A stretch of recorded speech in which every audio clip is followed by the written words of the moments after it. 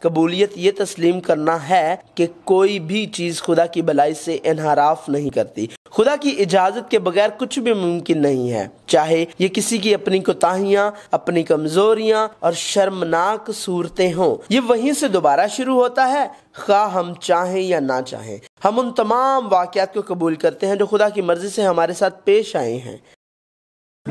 ابدی اور غیر متغیر کلام خدا، خدا کے ساتھ چلنا۔ بائبل جو وقت سے ماورا ہے، خدا کے ساتھ چلنا۔ حصہ 9، قبول کرنا۔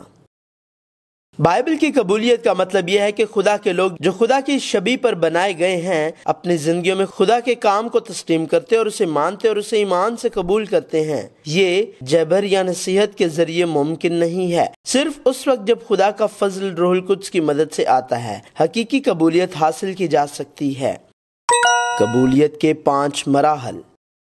ہماری زندگی میں پیش آنے والے واقعات اور حالات کو قبول کرنے کے لیے عام طور پر 5 مراحل ہیں۔ پہلا مرحلہ انکار ہے۔ ہم ایک حقیقت کے طور پر جانتے ہیں کہ جو چیزیں ہمارے سامنے آ رہی ہیں وہ حقیقی ہیں، لیکن اپنے جذبات سے اس کی تردید کرتے ہیں، لہٰذا ہم حقائق سے انکار کرتے ہیں اور دوسرے مقامات، دوسرے لوگوں کو تلاش کرنے کی کوشش کرتے ہیں تاکہ یہ ثابت کیا جا سکے کہ جو حقائق ہم پہلے سن چکے ہیں وہ سچ نہیں ہیں۔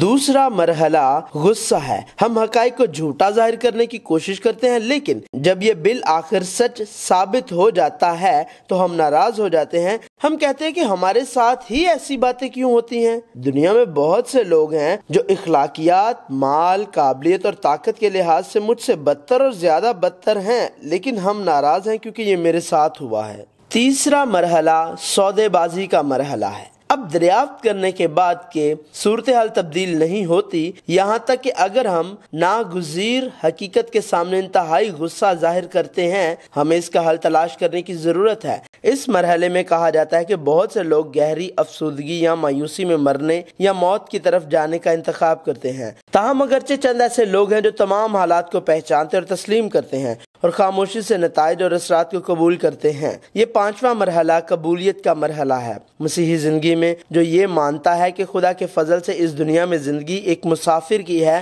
ہمیں قبولیت کے اس مرحلے پر آنا چاہیے۔ دریافت کریں اور خدا کے کاموں پر یقین کریں۔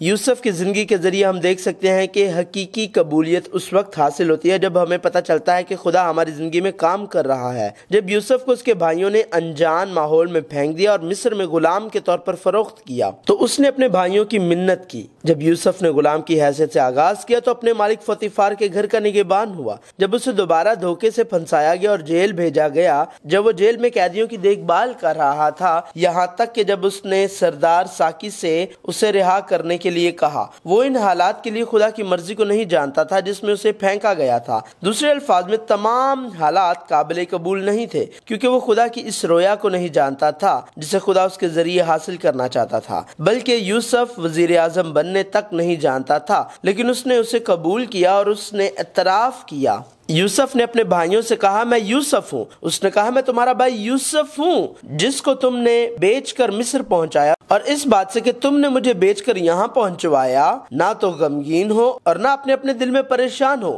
کیونکہ خدا نے جانوں کو بچانے کے لیے مجھے تم سے آگے بھیجا۔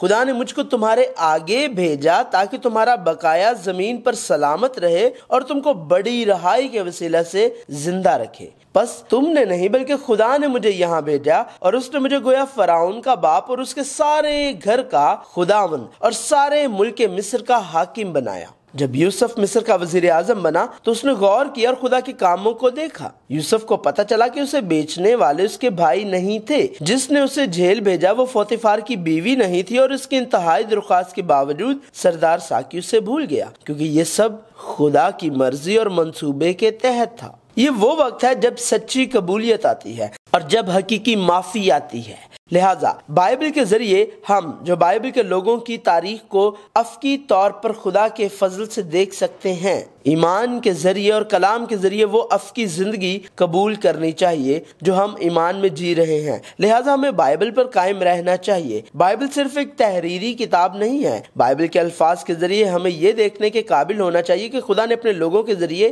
کیا کیا ہے۔ صرف تب جب بائبل کا واقعہ روح القدس کے الہام کے تحت ہمارا اپنا بن جائے گا۔ کیا ہم خدا کے لوگوں کے طور پر خدا کے نقطہ نظر سے اپنی زندگی میں سامنے آنے والے واقعات کو قبول کر سکتے ہیں؟ ہمیں خدا کی عظمت کو دیکھنے کے قابل ہونا چاہیے۔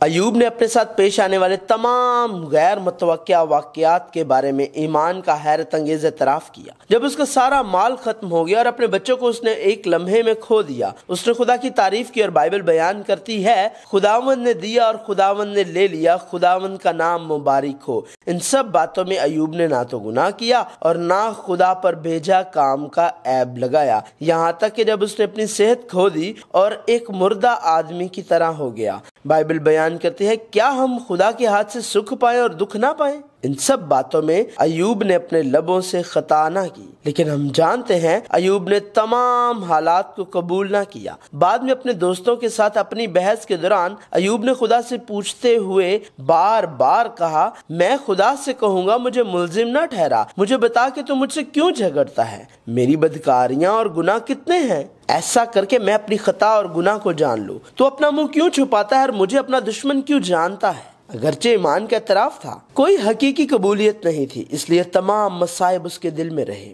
تاہم ایوب نے بھی دوبارہ اعتراف کرتے ہوئے خدا کی عظمت کا مشاہدہ کیا اور اپنی کمزوری کا احساس کیا۔ میں جانتا ہوں کہ تو سب کچھ کر سکتا ہے اور تیرا کوئی ارادہ رک نہیں سکتا۔ یہ کون ہے جو نادانی سے مصلحت پر پردہ ڈالتا ہے؟ لیکن میں نے جو نہ سمجھا وہی کہا، یعنی ایسی باتیں جو میرے لیے نہایت عجیب تھی، جن کو میں جانتا نہ تھا۔ میں تیری منت کرتا ہوں، سن، میں کچھ کہوں گا، میں تجھ سے سوال کروں گا، تو مجھے بتا۔ میں نے تیری خبر کان سے سنی تھی، پر اب میری آنکھ تجھے دیکھتی ہے، اس لیے مجھے اپنے آپ سے نفرت ہے اور میں خاک اور راکھ میں توبہ کرتا ہوں۔ اس وقت ایوب نے اپنی زندگی میں خدا کے کاموں کو مکمل طور پر قبول کیا۔ اس نے اسے قبول نہیں کیا کیونکہ اس کا مال دگنا ہو گیا تھا۔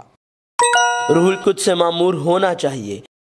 ایک مختلف نقطہ نظر سے جب ہم پطرس کو دیکھتے ہیں تو ہم دیکھ سکتے ہیں کہ یہ ایک آسان قبولیت نہ تھی۔ اس اعتراف سے شروع کرتے ہوئے، اے خداوند میرے پاس سے چلا جا کیونکہ میں گنہگار آدمی ہوں۔ پطرس نے ایمان کا اقرار کیا، تو زندہ خدا کا بیٹا مسیح ہے، اور عزم کیا اگر تیرے ساتھ مجھے مرنا بھی پڑے تو بھی تیرا انکار ہرگز نہ کروں گا۔ لیکن جب یسوع کو گتسمنی کے باغ میں گرفتار کیا گیا، قیافہ سردار کاہن کے پاس لے جایا گیا اور فقیہوں اور بزرگوں کی طرف سے تکلیف ہوئی، پطرس نے 3 بار یسوع کو جاننے سے انکار کیا۔ پطرس نے حتیٰ کہ یسوع کو سردار کاہن کے گھر سے باہر جاتے بھی دیکھا، اگرچہ وہ سب سے پہلے داخل ہوا اور یسوع کی خالی قبر کو دیکھا اور جی اٹھنے والے یسوع سے کئی بار ملا۔ پطرس نے کہا، میں مچھلی کے شکار کو جاتا ہوں، اور وہی تھا جو دوسرے شاگردوں کو ان کی پرانی جگہوں پر واپس لے گیا۔ لیکن یسوع پطرس کے پاس آیا۔ در حقیقت یسوع پہلے ہی پطرس کو اس کے انکار کے بارے میں کہہ چکا تھا۔ یسوع پہلے ہی جانتا تھا جو یسوع پطرس سے دوبارہ ملا۔ اس نے کوئلے میں آگ دہکائی جس کا سامنا پطرس نے کیا جب اس نے یسوع کو جھٹلایا اور اس کا انتظار کیا۔ اس نے 3 بار اس سے کہا، اے شمعون یوحنا کے بیٹے، کیا تو مجھے عزیز رکھتا ہے؟